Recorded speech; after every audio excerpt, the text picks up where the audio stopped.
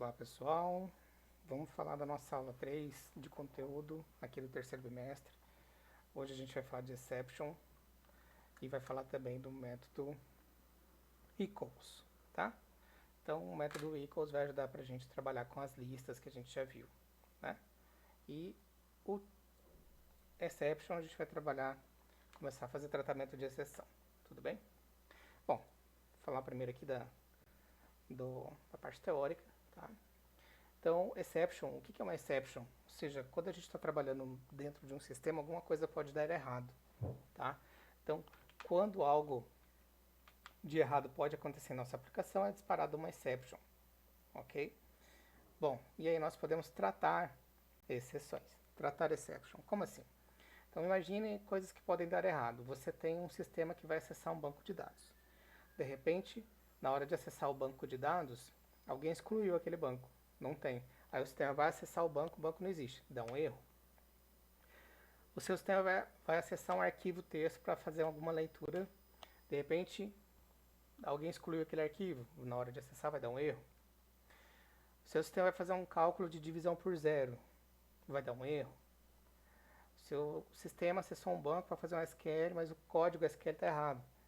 Vai vir um erro. Então nós temos vários tipos de erro, ok? Que pode acontecer dentro do nosso código. Então o que significa tratar exception? É colocar um tratamento para a execução daquilo que a gente quer e caso der erro não aborta a aplicação. Porque se uma exception é disparada sem tratamento, ele aborta o sistema, né? Isso era muito comum antigamente e você pode visualizar, né? O sistema está trabalhando, de repente, dependendo do erro, o sistema aborta, fecha, tá? Então, tratamento de exceção é para não acontecer isso, não abortar a aplicação, ok? E a gente tem aqui três formas de trabalhar a exceção no Java, tá? Que eu vou levantar com vocês. Primeiro é o tratamento em si, try catch. Então, como que eu trato? Eu coloco um bloco try catch. Dentro de try de tentar, né? Catch de capturar, ok? Então, dentro do bloco try catch, eu coloco a ação que eu quero executar, tudo bem? Coloco a ação, tento executar. Caso der erro, cai na captura. Eu posso colocar uma captura genérica, e aí eu tenho várias classes do Java para trabalhar exception também. Eu posso capturar com uma exceção genérica ou uma exceção específica. O que seria uma exceção específica? Exceção específica de erro de banco de dados. Exceção específica de erro de acesso a arquivo, tá? Então eu posso também fazer uma lista, né, de tentativas de captura. Captura, aqui tenta fazer uma captura de banco de dados, não tenta fazer uma captura de arquivo, se não, cai numa captura genérica. Eu posso ter vários catches, ok? Então, tá aí, o bloco try catch serve para isso, tudo bem? É o tratamento em si do código, tá? Bom, você também pode adicionar um bloco finally. Para que serve um bloco finally? Independente do que acontecer, ele passa depois pelo finally. E a gente usa muito isso com abertura de arquivo texto, porque é assim, imagine que você acessou um arquivo para abrir ele para colocar coisa dentro, né? Preencher o arquivo. Aí, se você abre um arquivo, você tem que fechar. Se você não fecha, o arquivo pode até corromper. Então, você acessou um arquivo. Ó, quando você acessa um arquivo da sua máquina, se você pegar e tentar, né, alguém pela rede acessar a sua máquina e tentar acessar aquele arquivo, ele vai dizer que o arquivo está aberto e não deixa acessar. É isso, você acessa um arquivo para mexer nele, o que acontece? Você tem que fechar ele depois, senão ele vai continuar aberto. E imagine o seguinte, então você tem um código de 10 linhas, você vai acessar um arquivo texto e vai preencher ele. Só que aí ali no meio, de repente dá um erro e ele não executa o restante. Pode ficar em aberto. Então o que você faz? Coloca dentro de um bloco finally o fechamento do arquivo. Aí, independente do que acontecer, seja dando uma exceção ou não, ele vai passar pelo bloco finally e vai fechar o arquivo, tá? É para isso que serve o bloco finally. Nós temos as checkeds e as uncheckeds, que são exceções que são obrigadas a tratar e exceções que não são obrigadas a tratar, ok? Ah, mas quando que é obrigado? Se você está trabalhando um código que é obrigado a tratar, o Java mesmo já vai te avisar, ó, isso aqui você tem que colocar um tratamento de exceção, tá bom? Tá aí uma imagenzinha, né, com a hierarquia das classes, tá? Para exception. Então eu tenho Trouble, e aí Error e Exception.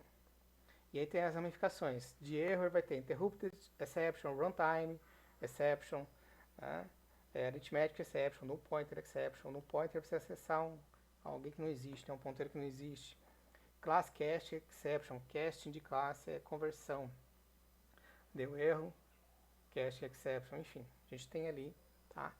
Uma ramificação, beleza? Bom,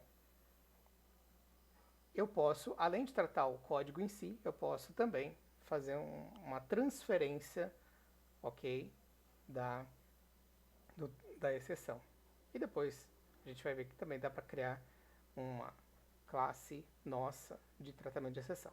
O que é transferir? Transferir o tratamento de exceção. Transferir é o seguinte: imagine que você criou uma classe pessoa e lá dentro tem um método valida CPF. Tá. Aí você não quer colocar o tratamento de exceção ali, nesse método valida CPF. Então você lança a exceção para quem for usar aquele método tratar. Quem que vai usar aquele método? Então você tem uma classe pessoa, dentro tem um método chamado valida CPF. Você vai ter uma outra classe em outro momento com o método main, onde você vai criar um objeto de pessoa e vai chamar o método valida CPF. Então você pode colocar um bloco try-catch lá, em quem está chamando. Então quando você cria o método aqui, valida CPF, você pode colocar um try-catch nele ou você pode lançar a exceção. Lançar a exceção é simplesmente dizer, ó, quem for usar esse método é que vai usar o bloco try-catch, tá? Então, é aí que a gente usa o throws, ok? Throws é para fazer o lançamento, tudo bem? É assim que a gente trabalha, tá bom? Eu posso criar uma classe de exceção, criei um exemplinho aqui, ó, public class, divisão por zero, tá? Dá uma mensagenzinha no construtor padrão, aí criei uma classe calcula, fiz ali uma chamada e dei um throws para divisão por zero, tá? A minha classe divisão por zero, eu vou herdar da classe exception. E aí, quando eu faço isso, eu estou dizendo que a minha classe é uma classe de exceção, tá bom? Então você pode fazer um tratamento de exceção por uma classe exception, porque aí no bloco try-catch, olha só, estão vendo aqui? No bloco try-catch, eu falo qual é a classe de exceção que eu quero tratar.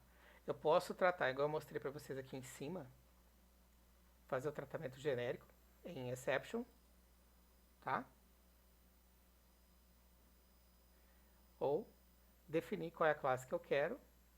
E se eu tenho uma classe divisão por zero que extends de exception, eu posso dar um catch nessa classe, que é o que está acontecendo aqui. Tudo bem? Bom, e finalmente o método equals. O método equals é bem bacana da gente trabalhar, tá? Equals é a comparação de objeto. E aí, como que a gente faz uma comparação de objeto? Imagina que eu tenho uma lista, criei uma classe cidade, criei uma lista de cidades. Aí eu estou adicionando várias cidades. Aí o que acontece? Vamos supor que você adicionou um objeto na lista. Adicionou 3 objetos. Aí você pega um objeto, adiciona, a classe que está adicionando o objeto, ela cria um objeto ali na hora, você adiciona, aí depois aquele objeto morre, certo? Ela vai criar outro objeto, adiciona um objeto novo, adiciona outro objeto. Então aquele objeto que está sendo adicionado na lista, ele guarda uma cópia da lista, mas ali na tela, né, do cadastro ele vai morrer. Ele vai perder a referência e vai morrer. Ok. Então você tem na sua lista 3 objetos ali de cidade. Cidade 1, 2 e 3. Ok. Aí você quer excluir. Aí como é que você vai excluir? Pense comigo. Você vai excluir. Aí você está lá na sua tela com o método main. Cria um objeto novo. Você tem lá, ó, cidade 1 Maringá. Aí você vai querer excluir aquele objeto da lista. Como é que ele vai achar aquele objeto na lista para excluir? Dá pra gente fazer assim, pegar a lista, cidades.remove e passa um objeto. Só que esse objeto é um objeto novo. Você criou um objeto novo com os mesmos dados, mas é outro objeto. Então, ele nunca vai achar ali na lista. Ele vai comparar. Esse objeto é igual ao primeiro aqui, ó. Ah, tem código 1 e Maringá também. Só que o objeto tem outra referência de memória. Não é igual. É um outro objeto. Então ele nunca vai achar. O método equals é para a gente criar um critério de comparação. Aí eu crio um critério e falo assim, a minha comparação vai ser só por código. Aí eu tenho um objeto com um Maringá e dentro da lista um Maringá. São objetos diferentes. Ele, na hora de comparar, se ele comparar o objeto inteiro, é um objeto diferente, tem referência de memória diferente. Mas se eu crio um critério de comparação e eu digo que esse critério é só o campo código, ele vai olhar, pega o campo código desse com o campo código, é igual é. Então ele identifica e aí você consegue remover. Tá? E aí a gente vai aumentar o nosso cadastrinho lá com a lista da aula passada, porque agora a gente pode colocar então, né, alterar e remover no nosso cadastro. Tudo bem? Então, é para isso que serve o método equals, tudo bem? A classe string também usa o método equals, então quando você compara string, ó, string S1 e S2, ponto equals e passa um texto, tá? Então, o equals é um método da classe object que eu posso reescrever. Do mesmo jeito que está reescrito na classe string, eu também posso reescrever. Note, o método toString que a gente viu era um critério para apresentação de objeto. O método equals é um critério para comparação de objetos. Ok? Então tá aí, eu vou criar aqui a classe pessoa e testa pessoa para vocês visualizarem, tá bom? Bom, vou fazer o seguinte. Vou criar um pacote para a aula de hoje.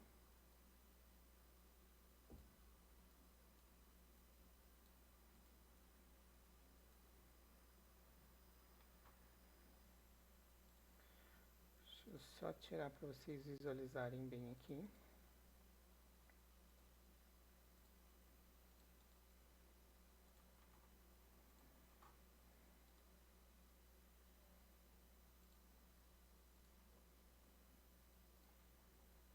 Bom, então vamos lá. Criar um pacote. Aula 3.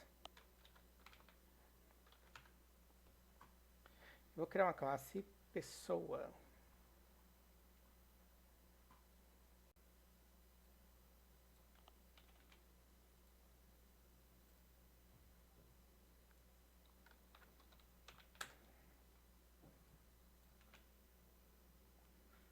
Formatar ela aqui.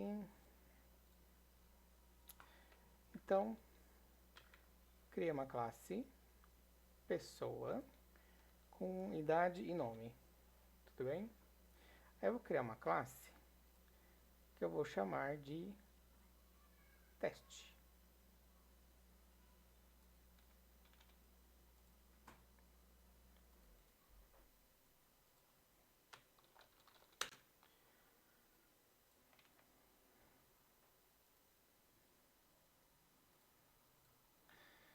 Bom, fazer o import da relist. Eu vou trabalhar com a interface, não a relist. Melhor. Bom, aí nós vamos fazer o seguinte. Olha o que está acontecendo. Criei aqui uma classe testa com método bem. Criei uma lista chamada dados.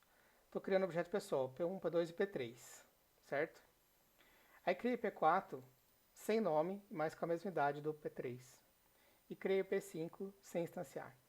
Adicionei só os 3 primeiros. Vou mandar remover o 4. O que acontece na hora de remover o 4? Ele vai dar erro, porque o 4 não existe. Certo? O 4 é esse cara aqui, ó.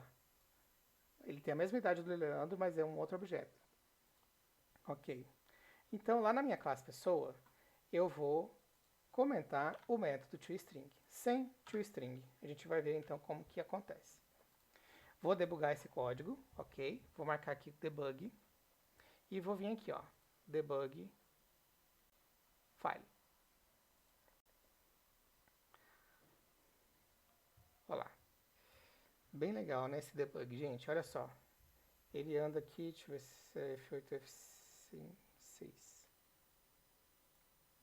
F8 ele anda linha por linha. Então, olha só, criou a lista dados. Olha lá, aqui embaixo. Aqui, ó.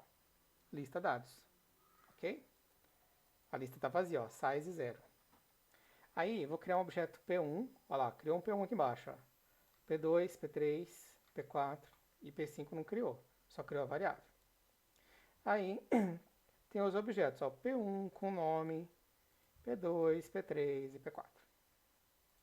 Vou adicionar na lista, ó, dados que estava vazia, tá vazia, size 0. Então, dados, adiciona o 1, olha lá, adicionou. Adiciono 2 e adiciono 3, ó, adicionou 0, 1 e 2, certo? Os três objetos primeiros. Ok. Vou mandar remover o P4, olha lá, rodou, não aconteceu nada, tá certo? Criei uma variável índice, dados.indexOf do P3. O que acontece? Ele vai lá na variável índice e fala que o objeto P3, ele procura, tá, do jeito que a gente viu aí com o equals, ele procura aquele objeto. Se ele acha, ele retorna o índice, vai retornar o índice 2. Aí, eu vou pegar esse índice, ó, dados.get e passo o índice 2. Ele retorna o objeto que está lá dentro. E eu jogo no P5, ó, fazendo um caching de pessoa para forçar a conversão. Agora, P5 tem os mesmos dados, olha só, nome Leandro, idade 30, tá? Tem os mesmos dados do P3, porque ele foi na lista, pegou o P3 e jogou no objeto P5, tá? Estou mandando imprimir aqui o índice e os dados, ó, tá lá, certo? Tamanho da lista total. Beleza. Agora, sem o método equals, vocês viram que eu mando remover o objeto P4 e o P4 ele não existe na lista, certo? P4 é esse cara aqui. Então ele não faz nada, né? Mas agora eu vou lá na classe pessoa e vou falar assim, a comparação de objeto é somente por idade, campo idade. Ok, tá lá meu equals de idade. Agora eu vou rodar de novo o código e vocês vão ver a diferença. O que vai acontecer? Criou e adicionou todo mundo, certo? Ó, então vamos ver como é que tá aqui. Lista dados 0, 1, 2, tá? Que são os três primeiros objetos. Beleza. Vou remover o P4. O P4 está na lista? Não. Só que o P4 ele tem a mesma idade do P3. Ó.